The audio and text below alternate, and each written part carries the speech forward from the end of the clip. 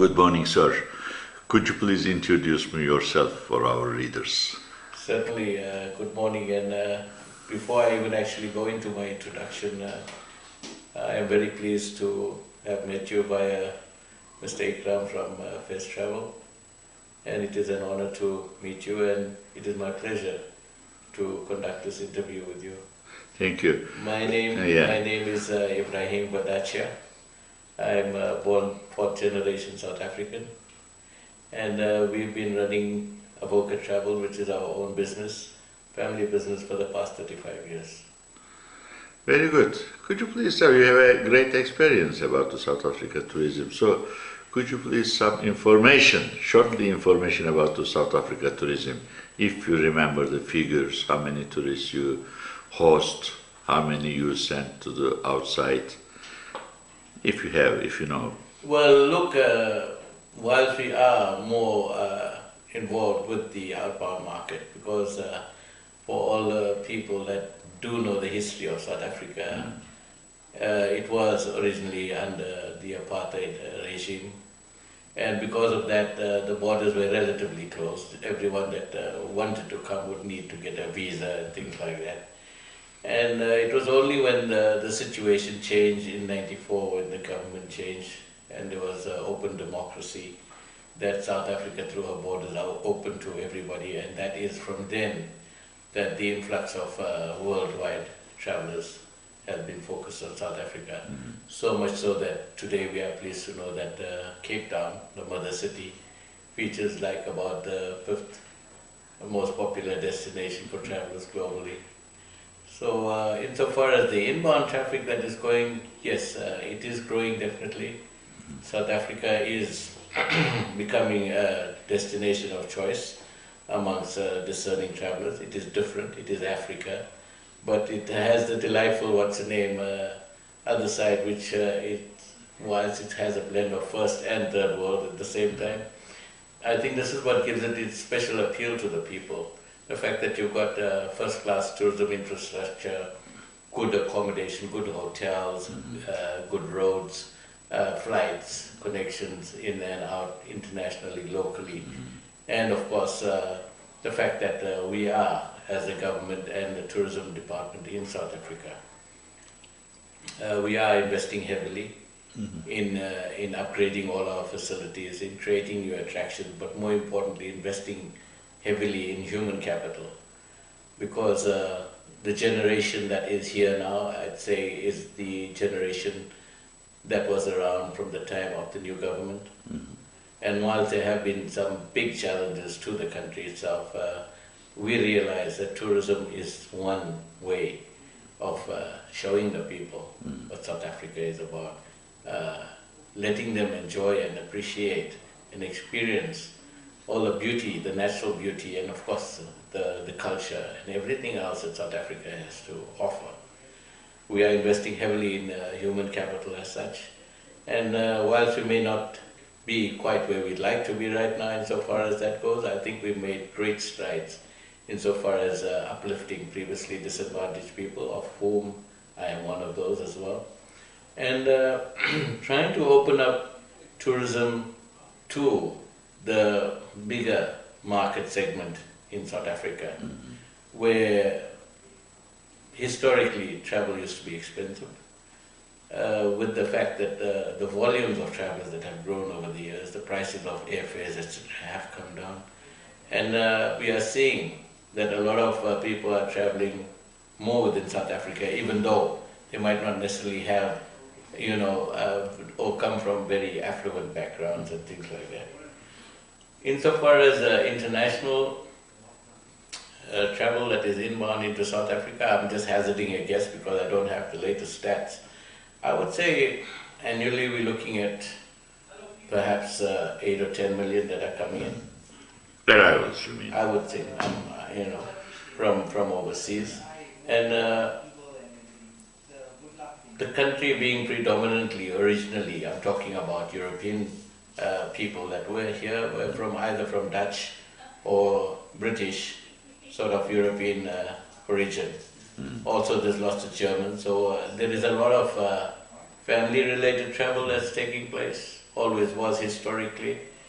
And now, with the fact that the word is getting out that come and see South Africa, it's such a beautiful place, etc. I think the markets globally are growing, but I think we have a lot of work insofar as our tourism promotion board goes to educate the world outside as to what we have to offer. Okay, what do you say about the outbound, outgoing market for African, South African people, citizens? Which countries they would like to go? Well, what is the main subjects, yes. issues? If I'm talking purely from an airline perspective, I'd say South Africans looking at the broader picture, meaning the affordability, the need to travel for what appeals to them, be it culture, beaches, whatever. That is definitely a growth industry, right?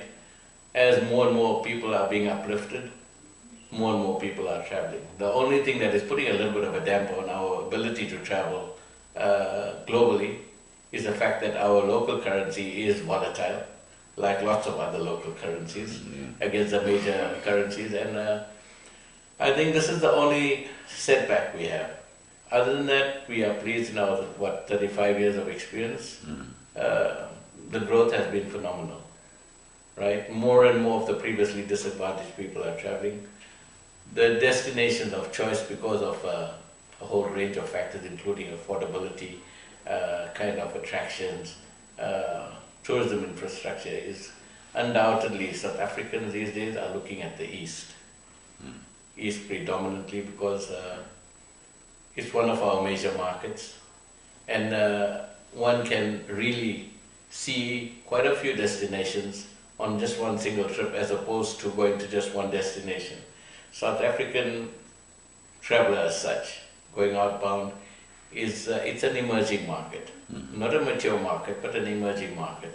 And that is why people feel that, gee, if I'm going traveling, and because we are so far south, you know, to get anywhere you're looking at maybe a 5-hour plus flight. So our travelers feel that if they're going to a place, they'd like to have a multi-destination as opposed to just going to one place. So this is how we cater to the market, and yes, it has been very successful. And also why the East is so popular over here is because of the heavy involvement of the governments and the tourism boards of those countries, insofar as inviting people like ourselves, members of the media and things like that, to let them experience, take them on fam trips, let them experience the country and what it has to offer. And over the years it has paid huge dividends. Also Europe is popular, America, North and South America is popular, but when it comes to, say, Turkey, for instance, I've been to Turkey many times already. I love Turkey, I love the people. And personally, I can't stop talking about why people should be going to Turkey, but sadly, in my own experience, I find that a lot more can be done insofar as creating the awareness of Turkey as a destination and things by either the government or the authorized body, be the Turkish Tourism Board or whoever might be in charge, or sort of delegated with that task. Yeah, because not enough has been done. Turkish Airlines also flying to South Africa. What do you say about that? That's one of the good opportunities. I can definitely say, being in the industry itself. What can they do something more? Well, let's just look at the history. Turkish Airlines originally came in, they stayed here for a while and then they withdrew. Now, anyone who knows anything about travel, once the airline comes in and establishes a presence and then suddenly withdraws, it doesn't leave a good taste in the mouth of people like ourselves, being the operators, tour operators, travel agents, etc., because we feel that the continuity has been disrupted. And yes, to their credit, they decided to come back. They are showing some growth, significant growth, but in real terms, they are not on par insofar as being able to compete, insofar as the popularity of the airline itself, or them creating that awareness that people should travel to Turkey, or using Istanbul or any of their places, the major thing, as a hub, as a global hub. If you compare them, let's just say, with Emirates, I'm using this comparison purely because Emirates is a global player. Turkish Airlines, I believe, flies to more destinations than even Emirates in the world. And that is what surprises me, that if it has the ability and the potential to operate route networks to so many places on Earth, I'm really surprised to think that they haven't invested more heavily from a tourism perspective to fill their aircraft or even increase their schedules and their frequencies, because South Africa is a huge market. The potential is great, and it is my opinion, when we discuss these matters with colleagues in the industry, or even looking at stats from the local government website and things, I would think on an annual basis the number of tourists going to Turkey is dismal, in the sense that it might just be as low as 10 to 12, maybe even 50,000 max, which is really about 1,000 a month, which is really nothing. And I seriously think that we would like to engage with the people responsible to try and sort of cooperate with them, work closely together, and suggest programs and ways and means that we can work together towards changing this thing to a positive situation where Turkey is established as a global hub for South Africans going to Europe and beyond, or wherever they'd like to travel, to Asia. And the only way that can happen is if Turkish Airlines management actively sets out to meet with players like ourselves in the market who are interested and keen and have a history of promoting Turkey, and maybe find some way of giving special promotional or other fares for parties that are interested, be it journalists, be it operators, be it even the people that work in the travel trade. So that if they go and have a good experience, they can come back and sing the praises of Turkey as a destination, and of course having experienced the airline itself.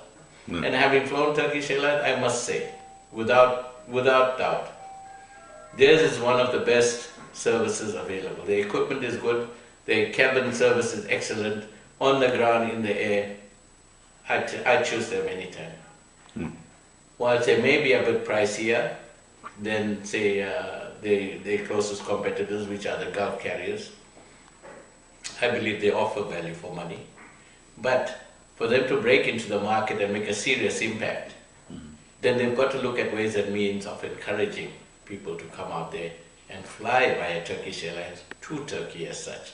And then we can look, once Turkey has been established as a hub, then we can look at going beyond Turkey to places in and around the area and further afield.